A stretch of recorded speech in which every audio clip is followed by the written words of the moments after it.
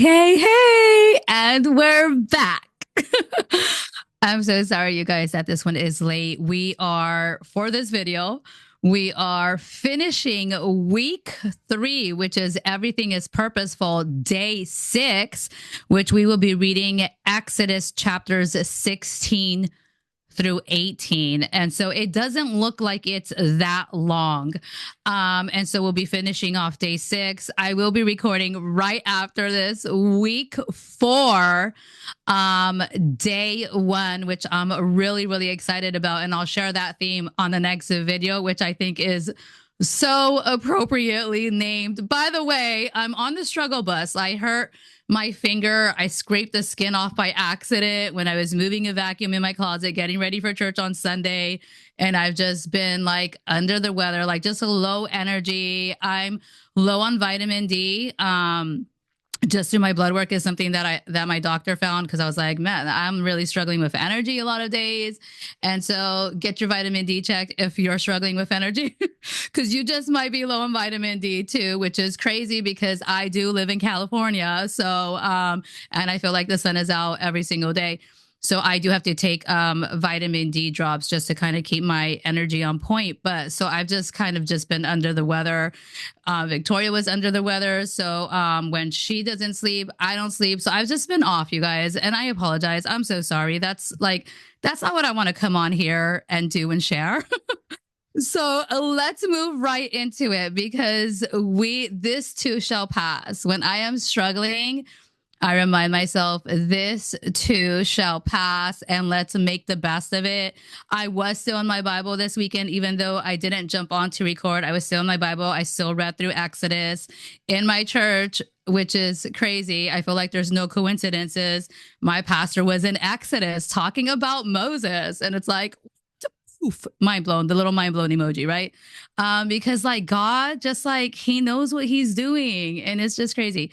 So anyways, we're going to finish Exodus this week. If you're watching this when this is uploaded, we're going to finish Exodus this week, and we're going to be in Matthew next week. So make sure that you're still doing your readings, even if you're not hopping on here and watching our daily Bible readings. Make sure that you're still doing the readings at home, though. That's the most important thing, is that you're doing the readings on home. The readings, you guys, are always in the description. So the readings are always in the description. If you are just finding this community and you're new, hi, welcome. I'm so happy you're here. I read so many comments lately that you guys are new, that you're just finding this channel, and that you're going to join us in this Bible reading journey and get the Bible read this year. And I really like a big heartfelt welcome. I'm truly, truly so excited you're here. Like, you have no idea. And so I just look forward to reading your comments, like on these videos, and what you're struggling with, what your tips are, what keeps you going and stuff, especially like in hard days when you're not feeling your best and all of that. So anyways, I'm so happy you guys are here. I'm so excited, like how God is just growing this community, which is growing a lot faster than I imagined. I'm not going to lie, but I love you guys so much. You guys are all so, so awesome. And I just feel so blessed to have like the best people in this community already. So let's get started with chapter 16. I'm going to be reading out of the King James for this video. So again, this is my King James Bible. I'll be reading this one for these chapters, and I'm going to use my little pointer. I think it's called the Torah pointer, but correct me if I'm wrong. So chapter 16, and remember, we're still reading about Moses. So chapter 16 says, and they took their journey from Elim, and all the congregation of the children of Israel came unto the wilderness of Sin, which is between Elim and Sinai, on the 15th day of the 2nd month after their departing out of the land of Egypt. And the whole congregation of the children of Israel murmured against Moses and Aaron in the wilderness. And the children of Israel said unto them, would to God we had died by the hand of the Lord in the land of Egypt, when we sat by the flesh pots And when we did eat bread to the full, for ye have brought us forth unto this wilderness to kill this whole assembly with hunger. Verse 4 says, Then said the Lord unto Moses, Behold, I will rain bread from heaven for you, and the people shall go out and gather a certain rate every day, that I may prove them whether they will walk in my law or no. And it came to pass that on the 6th day they shall prepare that which they bring in, and it shall be twice as much as they gather daily. And Moses and Aaron said unto all the children of Israel at even, Then ye shall know that the Lord hath brought you out from the land of Egypt. And in the morning then ye shall see the glory of the Lord, for that he heareth your murmurings against the Lord, and what are we that ye murmur against us? And Moses said, This shall be when the Lord shall give you in the evening flesh to eat, and in the morning bread to the full, for that the Lord heareth your murmurings, which ye murmur against him. And what are we? Your murmurings are not against us, but against the Lord. And Moses spake unto Aaron, Say unto all the congregation of the children of Israel, Come near before the Lord, for he hath heard your murmurings. And it came to pass, as Aaron spake unto the whole congregation of the children of Israel, that they looked toward the wilderness, and behold, the glory of the Lord appeared in the cloud. And the Lord spake unto Moses, saying, I have heard the murmurings of the children of Israel. Speak unto them, saying, At even ye shall eat flesh, and in the morning ye shall be filled with bread, and ye shall know that I am the Lord your God. And it came to pass that at even the quails came up and covered the camp, and in the morning the dew lay round about the host. Verse 14 says, And when the dew that lay was gone up, behold, upon the face of the wilderness there lay a small round thing, as small as the hoar frost on the ground. And when the children of Israel saw it, they said one to another, It is manna, for they wist not what it was. And Moses said unto them, This is the bread which the Lord hath given you to eat. This is the thing which the Lord had commanded. Gather of it every man according to his eating, an omer for every man according to the number of your persons. Take ye every man for them which are in his tents. And the children of Israel did so, and gathered, some more, some less. And when they did meet it with an omer, he that gathered much had nothing over, and he that gathered little had no lack. They gathered every man according to his eating. And Moses said, Let no man leave of it till the morning. Notwithstanding, they hearkened not unto Moses, but some of them left of it until the morning, and it bred worms and stank, and Moses was wroth with them. So Moses is basically saying, get what you're going to eat. Don't leave any left over in the morning. And those that did, it became worms, right? Yes, it became worms and it stank. So basically they need to listen. Just do as the Lord tells you to do. Don't question it. Because it's for your own good. A lot of times, God will tell us something like, do this, and we'll question it. But he's always telling you for your own good. That's what we fail to understand a lot of times, that it's for our own good, Verse 21 says, And they gathered it every morning, every man according to his eating. And when the sun waxed hot, it melted. And it came to pass that on the 6th day they gathered twice as much bread, 2 omers for one man. And all the rulers of the congregation came and told Moses. And he said unto them, This is that which the Lord hath said. Tomorrow is the rest of the holy Sabbath unto the Lord. Bake that which ye will bake today, and seethe that ye will seethe, and that which remaineth over lay up for you to be kept until the morning. And they laid it up till the morning as Moses bade, and it did not stink, neither was there any worm therein. So now they're saying, so on the Sabbath, you're going to rest. So today, make sure that you make enough for today and for the Sabbath. So on the Sabbath, you're not picking your food. And when they did that, there wasn't worms the next day when they kept it, because that was instruction from the Lord. So that's why it was good still the next day, you know. And Moses said, eat that today, for today is a Sabbath.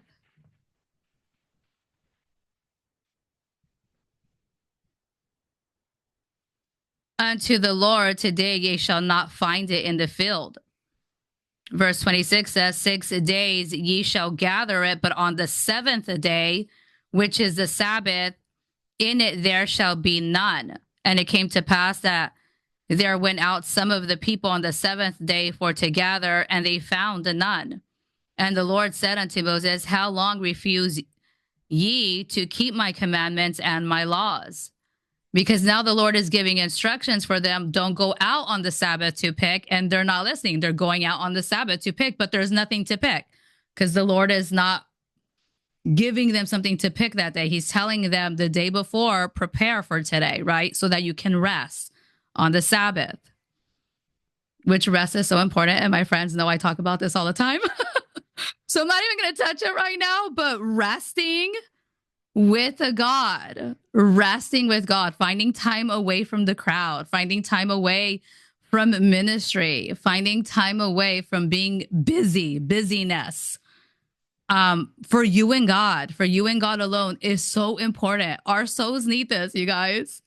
And I'm such an advocate on this. I feel because I used to be the opposite. I used to be the busybody. I used to be where I wouldn't even get to sit with my husband and children in church because I was directing a ministry.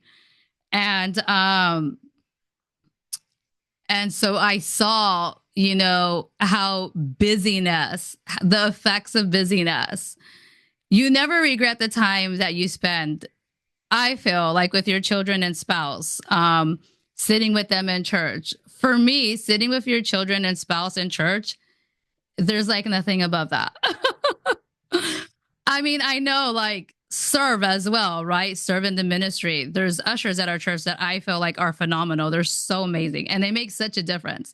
So definitely serve and find your place in ministry. But I just think, you know, your spouse and children are the most important ministry. I don't know. Let's just like not even dive into that. But you let me know what you think in the comments.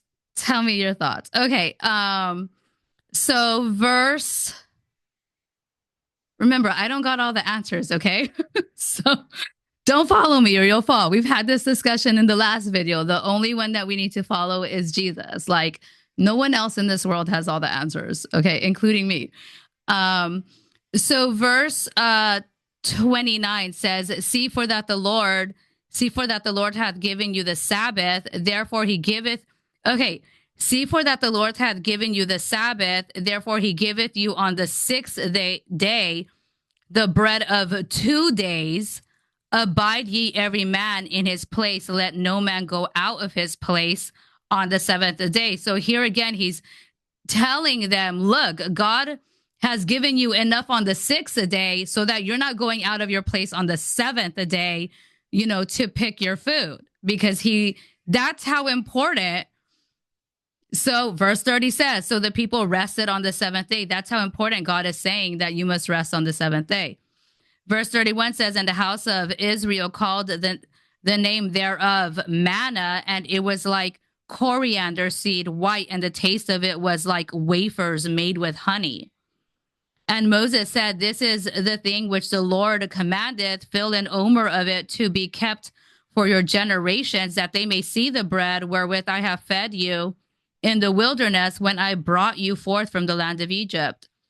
33 says, and Moses said unto Aaron, take a pot and put an omer full of manna therein, and lay it up before the Lord to be kept for your generations. Verse 34 says, and the Lord commanded Moses, so Aaron laid it up before the testimony to be kept. 35 says, and the children of Israel did eat manna 40 years until they came to a land inhabited. They did eat manna until they came unto the borders of the land of Canaan. Now, an omer is the 10th part of an ephah. Chapter 17. Again, we're going to chapter 18 today. Chapter 17 says, and all the congregation of the children of Israel journeyed from the wilderness of sin after their journeys according to the commandments of the Lord, and pitched in Rephidim, and there was no water for the people to drink.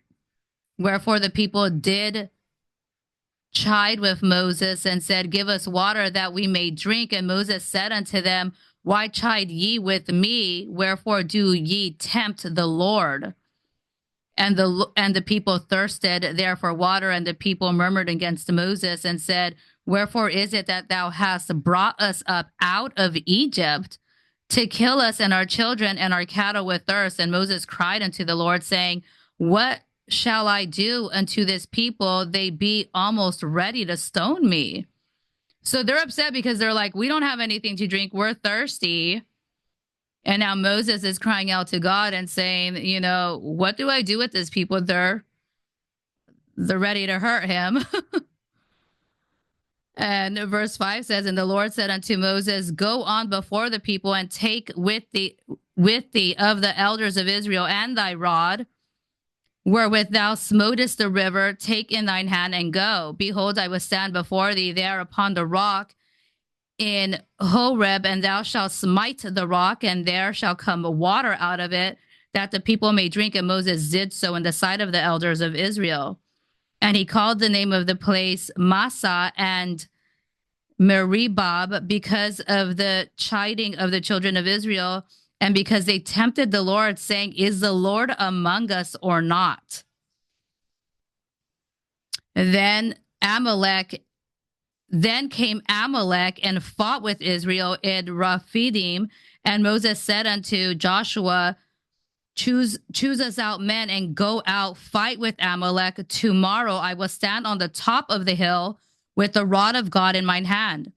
So Joshua did as Moses had said to him and fought with Amalek. And Moses, Aaron, and Hur went up to the top of the hill. And it came to pass when Moses held up his hand, so when he held up his hand, that Israel prevailed.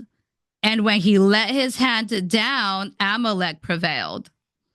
But Moses' hands were heavy. And they took a stone and put it under him, and he sat thereon. And Aaron and Hur stayed up his hands, the one on the one side and the other on the other side, and his hands were steady into the going down of the sun. So Moses is up there because as long as his hands were up, Israel would prevail, but his hands are getting heavy. So Aaron and Hur come, they put stones under, and they come help keep his hands up. The beauty of having people around you that can come help you keep your hands up, that can come help you keep the hope and the faith. So important. So important. And verse 13 says, and Joshua discomfited Amalek and his people with the edge of the sword. And the Lord said unto Moses, write this for a memorial in the book and rehearse it in the ears of Joshua, for I will utterly put out the remembrance of Amalek from under heaven. And Moses built an altar and called the name of it Jehovah Nisi. For he said, because the Lord had sworn that the Lord will have war. For he said, because the Lord has sworn that the Lord will have war with Amalek from generation to generation. Okay, that concludes chapters 16 and 17. Now we're on chapter 18, which is the last chapter for the reading for day 6. So it says, when Jethro, the priest of Midian, Moses' father-in-law, heard of all that God had done for Moses and for Israel, his people, and that the Lord had brought Israel out of Egypt, then Jethro, Moses' father-in-law, took Zipporah, Moses' wife, after he had sent her back. and her 2 sons, of which the name of the one was Gershom, for he said, I have been an alien in a strange land. And the name of the other was Eliezer, for the God of my father said he was mine help and delivered me from the sword of Pharaoh. And Jethro, Moses' father-in-law, came with his sons and his wife unto Moses into the wilderness, where he encamped at the mount of God. And he said unto Moses, I, thy father-in-law Jethro, am come unto thee, and thy wife and her 2 sons with her. And Moses went out to meet his father-in-law and did obeisance and kissed him, and they asked each other of their welfare, and they came unto the tent. And Moses told his father-in-law all that the Lord had done unto Pharaoh and to the Egyptians for Israel's sake, and all the travail that had come upon them by the way, and how the Lord delivered them. And Jethro rejoiced for all the goodness which the Lord had done to Israel, whom he had delivered out of the hand of the Egyptians. And Jethro said, Blessed be the Lord who hath delivered you out of the hand of the Egyptians and out of the hand of Pharaoh, who had delivered the people from under the hand of the Egyptians. Verse 11 says, Now I know that the Lord is greater than all gods, for in the thing wherein they dealt proudly, he was above them. And Jethro, Moses' father-in-law, took a burnt offering and sacrifices for God. And Aaron came and all the elders of Israel to eat bread with Moses' father-in-law before God. And it came to pass on the morrow that Moses sat to judge the people, and the people stood by Moses from the morning unto the evening.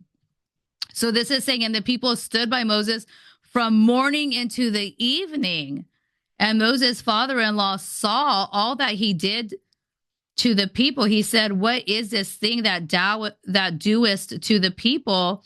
Why sittest thou thyself alone, and all the people stand by thee from morning unto evening? This says from morning unto even. And Moses said unto his father-in-law, Because the people come unto me to inquire of God.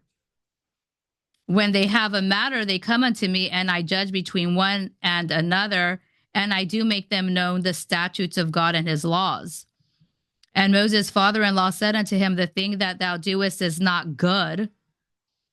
Thou wilt surely wear away both thou and this people that is with thee, for this thing is too heavy for thee. Thou art, just turning my page, thou art not able to perform it thyself alone. So Moses' father-in-law is witnessing that Moses is having to be with the people, it says, alone from morning into evening, helping them out with their needs, right? And his father-in-law is saying, how can you do this from morning into evening? You're going to burn out, and then so are they. So I'm just saying, burnout. Burnout is in the Bible. That's my interpretation of that. You guys tell me what you think, though. But the father-in-law is saying, and actually, you know what? Let's read the words on the side. Okay, so this is my study Bible. Okay, and there's like words on the sides that kind of give you more, for me, like more clues on like what it's about and all this stuff, right? And so when we read when the father-in-law is talking to Moses about what I think is burnout, what he is saying, thou will surely wear away both thou and this people that is with thee, for this thing is too heavy for thee. And when we look to the side, it's saying human weakness. Okay, now when we turn the page, because the father-in-law is trying to give advice to Moses, right? He's witnessing something, and now he's like, hey, let me give you some advice. It says wise counsel, intercession, mediator, instruction, ordinances. And then as we go even further down, which then the scripture kind of goes into other things, it's godly fear, integrity, and fidelity. Judges, cooperation, teachableness, promotion. So let's finish off, okay? So remember, the father is giving Moses some advice. He's saying, not able to perform it thyself alone. Verse 19 says, hearken now unto my voice. I will give thee counsel. and God shall be with thee. Be thou for the people to Godward, for thou mayest bring the causes unto God. And thou shalt teach them ordinances and laws, and shalt shew them the way wherein they must walk, and the work that they must do. Moreover, thou shalt provide out of all the people able men, such as fear God, men of truth, hating covetousness, and place such over them to be rulers of thousands, and rulers of hundreds, rulers of fifties, and rulers of tens. And let them judge the people at all seasons, and it shall be that every great matter they shall bring unto thee, but every small matter they shall judge, so shall it be easier for thyself, and they shall bear the burden with thee. If thou shalt do this thing, and God command thee so, then thou shalt be able to endure, and all this people shall also go to their place in peace. So Moses hearkened to the voice of his father-in-law and did all that he had said. And Moses chose able men out of all Israel and made them heads over the people, rulers of thousands, rulers of hundreds, rulers of fifties, and rulers of tens. And they judged the people at all seasons. The hard causes they brought unto Moses, but every small matter they judged themselves.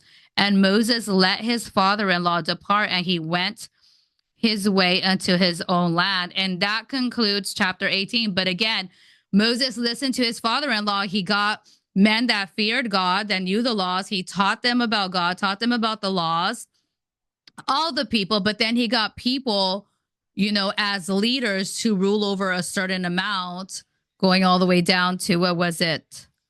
The tens, to help him out. And then they took care of the small matters and then just brought the great matters to Moses. So that way Moses wouldn't burn out or be overwhelmed. And sometimes we need to do that too, right? Sometimes we need to delegate. We need to delegate what is, you know, if you're a director in your ministry or at work or whatever, you know, delegate things, delegate the smaller things, and then and with people you could trust that fear God like you do, and then have them just bring forth the bigger issues to you, right? It doesn't, things are not always ran that way. And then the people, you know, like the directors or whatever, the leads or whatever, get burnt out. But this is really good advice that we need to try to do in our lives. But anyways, that ends at chapter 18. So, alrighty. Yay. We're done for today, you guys. Again, I am going to end this and record week 4, day 1, because I'm behind, because I've been on the struggle bus. But tomorrow, I mean, right now, when I'm done recording, the next video is going to be week 4, day 1, and it's going to be Exodus chapters 19 to 21. Week 4's theme, according to this book, The Bible in 52 Weeks, a year-long Bible study, which is what the plan that I'm following, by Dr. Kimberly D. Moore. According to her book, week 4 says, thank God for the crushing. Thank God for the crushing. We'll get into that in the next video. But all right, I love you guys. Thanks for joining me. Thank you. We'll see you guys next video.